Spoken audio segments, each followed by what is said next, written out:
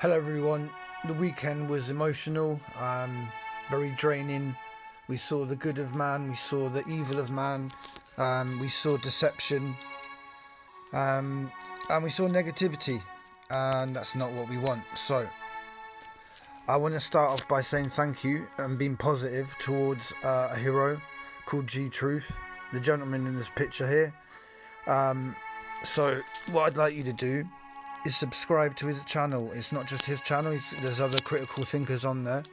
As you can see there, Crash Course Media, okay? And he has footage from Speaker's Corner, he has footage from events like the march on Saturday.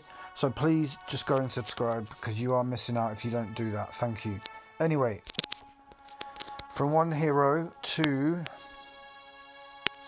a zero. Look at this, right? The Prime Minister on a visit to the construction site of the new dedicated Vaccines Manufacturing Innovation Centre. Not heard of that one before. That's quite interesting.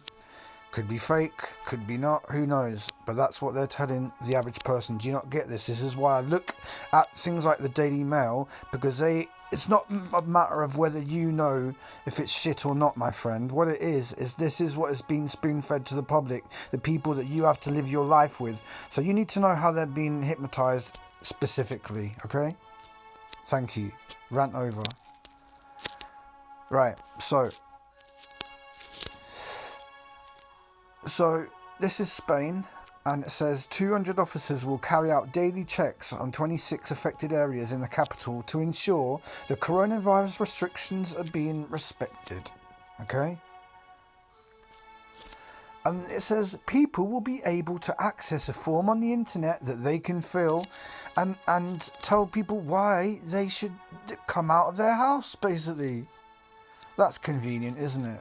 They got an online form so you can justify why you're leaving your house. And then what have we got here?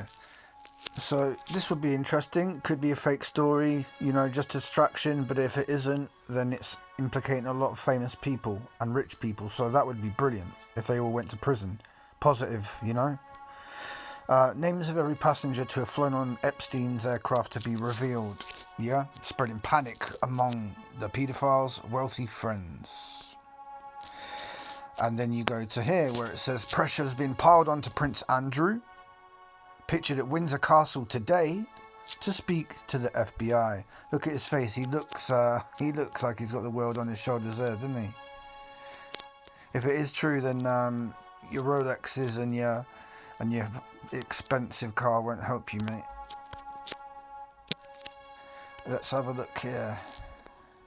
So they've got plans to bring forward a ban on fossil fuel vehicles. They brought them forward to 2030, so 10 years away, because they want to speed up the electric car rollout. Now the Great Reset is about getting rid of fossil fuels, so that fits into that. If you haven't heard about the Great Reset, which I hadn't until recently, go and look it up. Or tell me and I'll give you a great article.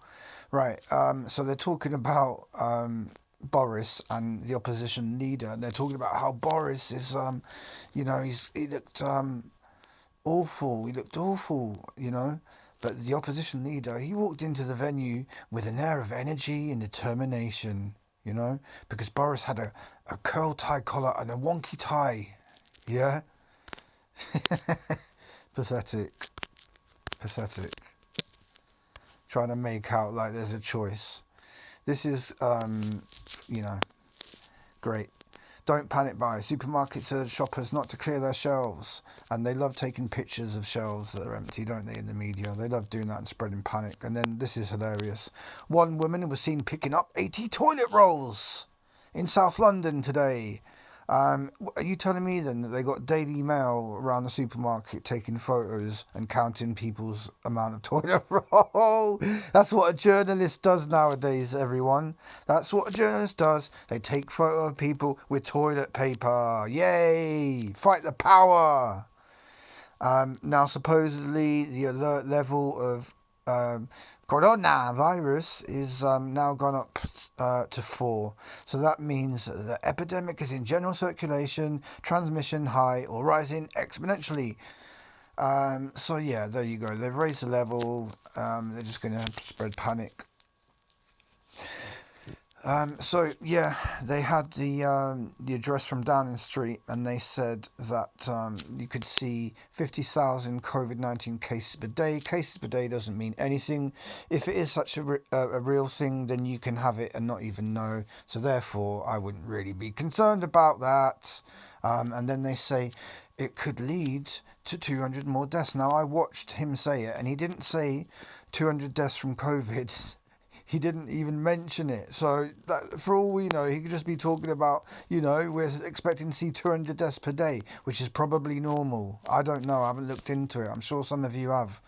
And they're saying, despite all the social distancing measures, mask wearing and local lockdowns, the rate of infection started to pick up earlier. So if it doesn't make any difference, right, to stop wearing it.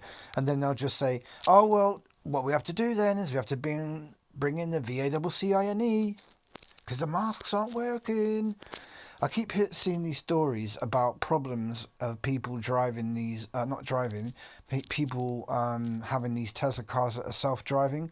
This one is a guy's been caught asleep while he was traveling at 93 miles per hour on the road. Yeah, strange why they're bringing these stories out. Police in England to enforce COVID rules on pubs with fines and arrests. Here's another brilliant one, people.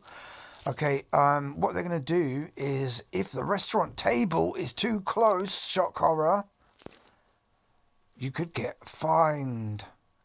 So if the table is not 2 meters apart, they're going to get fined. So police are going to be going around measuring the gaps between tables. No, they're not getting drug dealers and pedophiles and all this stuff. No.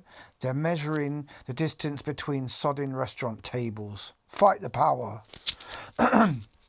Prince Charles says that the threat posed by global heating will dwarf the impact of the coronavirus pandemic. Right, will it? So all the problems it's going to cause, like mass economic struggles, yeah, but he's talking about global heating. It's not global warming anymore, it's global heating. And this is a guy who was on the World Economic Forum telling us about the Great Reset, and they're going to pretend that it's all to save the world, but it isn't. It's to get rid of a lot of the population. So there's only the few that they need to become slaves, along with the AI and robots.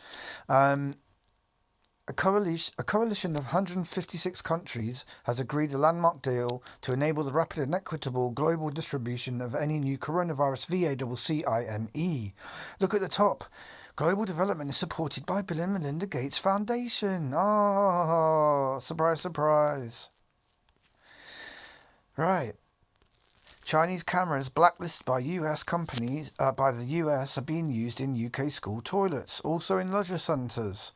Surveillance cameras made by this company have been implicated in grave human rights violations and have been blacklisted by the US government.